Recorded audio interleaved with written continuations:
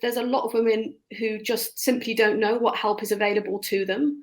And you know, they're having an abortion also because they might feel pressure from a partner. I mean, there was a recent poll that was commissioned by the BBC, and that poll showed that 15% of women aged 18 to 44 said they felt under pressure to abort. Now, that is a lot of women that were saying they felt under pressure.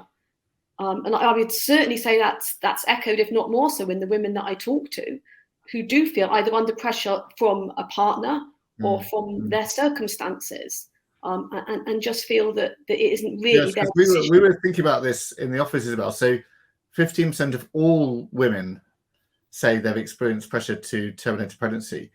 Now, but if you limit it to all the women who've had an abortion, which is about 30% or something, then 15% out of the 30% is like 50% of all the women who've had an abortion who have felt pressure to have that. So that's, you know, half the women, roughly, you know, with a rough calculation like that, have experienced pressure or are feeling under pressure from it. You know, whether it's pressure of circumstance, it's pressure from a partner, pressure from family, pressure from, you know, all sorts of things. But there are. And I would definitely say this is echoed with we work very closely alongside Rachel's Vineyard, which is one of the, you know, many organisations that provide help for anyone who's been hurt by abortion.